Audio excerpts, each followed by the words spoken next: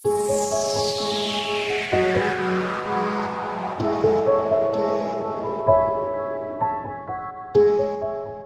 semuanya, hari ini saya akan membahas alur cerita dari film The Wolf of Wall Street yang disutradarai oleh Martin Scorsese.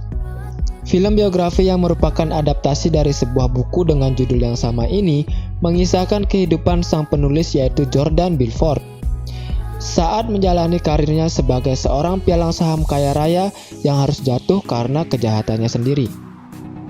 Perlu diingatkan, film ini banyak terdapat adegan dewasa seperti pesta seks dan narkoba, jadi pastikan kalian sudah cukup umur untuk menontonnya. Mengambil setting di tahun 80-an, The Wolf of Wall Street bercerita tentang Jordan Belfort yang baru menikah dan mulai training sebagai pialang saham di perusahaan LF Rothschild. Di sana ia diawasi oleh Mark Hanna, seorang pialang saham senior. Jordan diajari bahwa kehidupan pialang saham itu adalah menjual ilusi atau fugasi. Setelah cukup lama melewati masa training, akhirnya Jordan menjadi pialang berlisensi. Namun sayang, Jordan harus rela untuk meninggalkan pekerjaannya karena perusahaan saham tempat Jordan bekerja bangkrut karena krisis ekonomi yang terjadi pada saat itu yang dikenal dengan nama Black Monday. Di tahun 1987, Jordan pun menjadi pengangguran. Ketika sedang mencari pekerjaan di koran, Jordan melihat lowongan menjadi penjaga rak surat. Namun istrinya Jordan yang bernama Teresa menolaknya. Kemudian Teresa melihat ada lowongan pialang saham di perusahaan kecil. Jordan pun mencoba datang ke sana. Jordan terkejut karena komisi yang didapatkan adalah 50%, berbeda dengan tempatnya dulu yang hanya mendapatkan 1%. Melalui pengalamannya bekerja di perusahaan sebelumnya, Jordan berhasil menarik banyak klien. Ketika sedang istirahat makan siang di sebuah restoran, ia bertemu seseorang yang bernama Donny Azov. Donny bertanya, apa pekerjaannya, hingga mampu membeli sebuah mobil mewah. Jordan pun menjawab ia bekerja sebagai pialang saham. Donny pun bertanya, berapa penghasilannya sebagai pialang saham, dan ia tidak percaya ketika Jordan mengatakan penghasilannya adalah $70.000. Dan menganggapnya itu lelucon. Donny pun memintanya menunjukkan bukti pembayaran $70.000 tersebut. Jika asli, maka Donny akan keluar dari pekerjaan lamanya dan bekerja untuk Jordan. Jordan pun menunjukkan bukti pembayarannya, dan Donny berhenti bekerja di tempat lamanya. Setelah lama bekerja di sana, Jordan dan Donny memutuskan untuk membuat perusahaannya sendiri. Dan langkah pertamanya adalah mencari para pialang yang ahli dalam menjual. Jordan mengajak teman-teman di tempat asalnya yang rata-rata adalah penjual ganja. Jordan pun memutuskan untuk mengajari mereka bagaimana cara menjual dengan uang sungguhan. Kemudian Jordan menamai perusahaannya Starton Oakmont, atau bisa kita singkat menjadi SO. Jordan mengatakan bahwa target dari perusahaan ini adalah 1% dari orang kaya di Amerika. Kemudian Jordan menunjukkan bagaimana caranya menipu seseorang klien agar mau berinvestasi ke perusahaan. Hari demi hari pun berlalu dan perusahaan SO semakin besar. Makin banyak para karyawan dan makin banyak klien yang berinvestasi. Ketika jam kerja selesai, Jordan mengumumkan bahwa di akhir bulan jumlah komisinya mencapai $28,7 juta dan Jordan pun merayakan pencapaian tersebut. Kabar tentang perusahaan Jordan tersebar hingga sampai ke seorang agen FBI bernama Patrick Denham. Patrick Denham diminta untuk menyelidiki Jordan dan kawannya. Dalam beberapa bulan saja, perusahaan tersebut semakin besar menjadi 2 kali lipat. Beberapa hari kemudian Jordan bersama istri dan teman-temannya melakukan pesta di villa dekat pantai. Kemudian Jordan bertemu dengan seseorang wanita cantik dan ia langsung jatuh cinta pada wanita itu. Namanya adalah Naomi. Di malam harinya Jordan mengajak Naomi untuk makan malam. Setelah lama berbincang-bincang, Jordan pun mengantarkan Naomi pulang. Ketika sampai di depan apartemen Naomi, Jordan mencari cara agar bisa masuk ke apartemen Naomi. Dan untungnya, Naomi menawarkannya masuk dan minum teh. Jordan pun setuju. Ketika Jordan menunggu, Naomi datang dengan keadaan telanjang. Dan mereka pun bercinta. Hingga suatu hari ketika sedang bercumbu di dalam mobil, Teresa melihatnya dan memukul Jordan karena kesal mengetahui bahwa Jordan selingkuh bersama gadis dari pesta waktu itu. Jordan pun memutuskan cerai dan tinggal di apartemen Naomi. Beberapa bulan kemudian, Jordan pun melamar Naomi dan mereka menikah. Jordan memberikan Naomi sebuah kapal pesiar lengkap dengan helikopter di atas sebagai hadiah pernikahan. 18 bulan kemudian, Jordan dan Naomi memiliki seorang putri. Di pagi hari, Jordan yang sedang tidur pulas disiram oleh Naomi karena dia menyebutkan nama seorang wanita yang tidak dikenal ketika tidur. Ternyata wanita itu adalah PSK yang ia sewa kemarin malam. Mereka pun bertengkar. Dan itu adalah rutinitas mereka karena hampir setiap hari mereka bertengkar. Beberapa saat kemudian di kantornya Donnie mengatakan kabar gembira karena perusahaan SO berhasil bekerja sama dengan Steve Madden. Steve Madden merupakan seorang pengusaha yang membuat sepatu wanita. Jordan dan Donnie diam-diam mengambil 85% saham Steve yang secara hukum dilarang. Donnie pun berteriak karena perusahaan SO berhasil menghasilkan $22 juta dalam 3 jam. Beberapa saat kemudian, teman Jordan yang bernama Barry menelpon bahwa ia mendapatkan panggilan sidang dan agen FBI yang bernama Patrick Denham ingin meminta video salinan pernikahannya Jordan karena agen FBI mulai mencurigai adanya tindakan kriminal di perusahaan Jordan. Kemudian Jordan memanggil penyidik dan menyuruh menyadap telepon agen FBI tersebut dan ia menolaknya.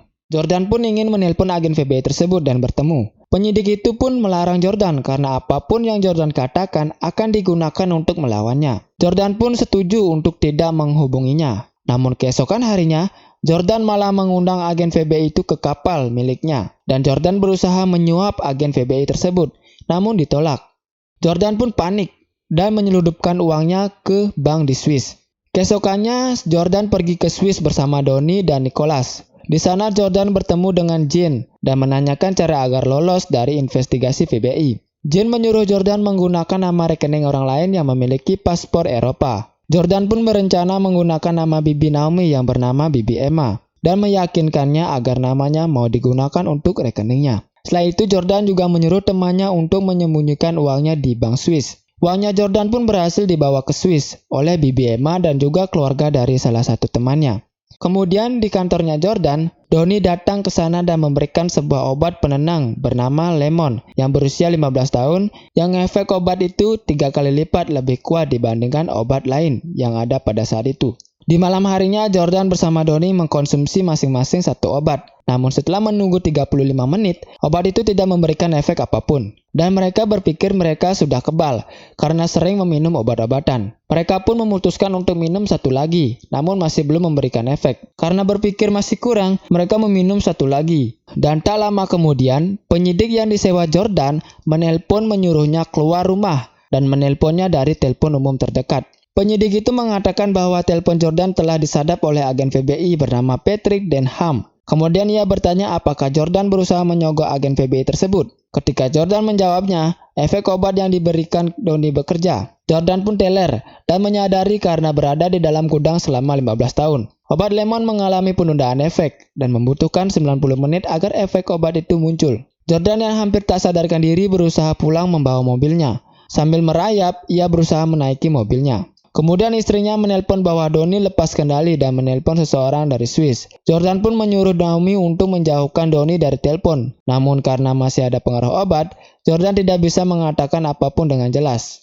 Jordan pun memaksa untuk mengemudi walau sedang dalam pengaruh obat. Ia berpikir bahwa ia mengemudi sangat lambat dan berhasil pulang tanpa ada lecet apapun. Jordan pun pergi menemui Naomi yang juga masih dalam pengaruh obat dan menyuruhnya untuk menutup telepon karena agen FBI telah menyadap telepon rumahnya. Donnie pun berusaha kabur dari Jordan dan ia menemukan makanan dan menyantapnya. Namun Donnie malah tersedak dan tidak bisa bernafas. Jordan pun berusaha bangkit dan mengambil makanan dalam mulut Donnie. Namun hal itu belum berhasil. Jordan pun memberikan napas buatan dan akhirnya Donnie pun sadar. Keesokan harinya polisi datang ke rumah Jordan dan menanyakan apakah Jordan yang mengemudikan mobil tersebut. Akhirnya Jordan ingat kejadiannya bahwa ia menabrak mobil dan menghancurkan rambu lalu lintas. Jordan pun diintegrasi namun tidak dituntut karena tidak ada bukti bahwa Jordan yang mengemudi. Jordan pun dibebaskan namun dalam di bawah pengawasan. Pengacara Jordan menyuruhnya untuk berhenti melakukan aksinya dan keluar dari perusahaan. Karena saat diintegrasi, Jordan masih dalam pengaruh obat dan ia mengatakan aksi kejahatannya seperti manipulasi saham, menekan harga jual, berbuat curang, dan semacamnya. Pengacara itu menyuruh Jordan melepaskan perusahaannya dan biarkan Donnie yang mengurus. Agen FBI masih mengejar Jordan karena tindak pidana. Kemudian Jordan pun memberi pengumuman bahwa ia akan berhenti dan Donnie akan menjadi pemimpin bersama Robbie dan Nicky menjadi manajer. Namun di tengah pengumumannya, Jordan berubah pikiran dan akan terus memimpin perusahaan SO bersama sahabatnya. dan akan terus berlanjut. Kemudian agen Patrick Denham mendapat kabar dari atasannya bahwa Jordan kembali beraksi dan menyuruhnya untuk memburu Jordan. Surat sidang pun terus mendatangi Jordan. Kemudian Donnie mengambil surat itu dan mengencinginya. Kemudian Jordan memutuskan untuk pergi ke Italia bersama Donnie dan istrinya karena menurutnya bekerja di luar negeri itu lebih aman. Tak lama kemudian temannya Jordan menelpon dan mengatakan bahwa Step Madden mencabut sahamnya karena Step tahu Jordan sedang diburu FBI. Setelah itu ketika Jordan ingin pergi pulang, istrinya datang sambil menangis dan mengatakan bahwa bibi Emma meninggal. Kemudian Jordan menanyakan bagaimana nasib rekeningnya pada Jean. Dan Jean pun menyuruhnya untuk jangan khawatir karena sebelum meninggal, bibi Emma menandatangani dokumen dan Jordan adalah ahli warisnya. Jean juga menyuruh Jordan ke Swiss sekarang juga untuk mengambil uangnya. Kemudian Jordan pun memutuskan pergi menggunakan kapal pesiarnya dari Monaco ke Swiss. Namun Kapten Ted meminta agar sebelum pergi, helikopternya diturunkan. Namun Jordan tetap bersikeras dan pada akhirnya Kapten Ted pun setuju. Namun ketika dalam perjalanan terjadi badai besar dan helikopternya pun tenggelam, begitu pula dengan kapal pesiarnya. Beruntung mereka diselamatkan oleh orang Italia. Ketika sedang menghangatkan badan, Jordan melihat pesawat yang ia suruh untuk menjemputnya. Namun pesawat itu meledak karena ada burung yang masuk ke baling-baling pesawat. Karena ia kehilangan banyak kekayaannya, mulai dari Step Madden yang mencabut sahamnya, kapal pesiar dan helikopter meledak. Jordan pun mencoba membuat iklan, namun ketika sedang syuting, ia ditangkap oleh Patrick Denham karena Patrick sudah memiliki bukti aksi kejahatan Jordan.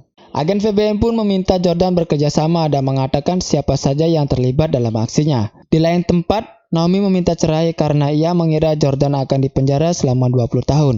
Keesokan harinya Jordan datang ke kantornya dan ia meminta untuk membuatkan daftar dan mengajak bicara siapapun yang pernah berhubungan atau bekerja sama dengannya. Daftar teratasnya adalah sahabatnya sendiri, yaitu Donnie. Kemudian Jordan mengajak Donnie berbincang-bincang dan ia memberikan kode lewat secari kertas bahwa ia dipasangkan alat penyadap dan menyuruhnya untuk tidak terlibat. Keesokan harinya Jordan didatangi oleh Patrick dan ia dipenjara karena ketahuan menolong sahabatnya, yaitu Donnie. Kemudian FBI datang ke kantor dan menangkap semuanya yang terlibat dengan aksi Jordan. Karena Jordan memberikan semua daftar orang yang terlibat, ia hanya dijatuhkan hukuman 3 tahun penjara dan ceritanya pun berakhir di sini. Bagi kalian yang suka dengan video ini, jangan lupa kalian tekan tombol like, subscribe, share ke teman-teman kalian semua, dan tinggalkan komen di bawah ya guys. Sampai jumpa di next video.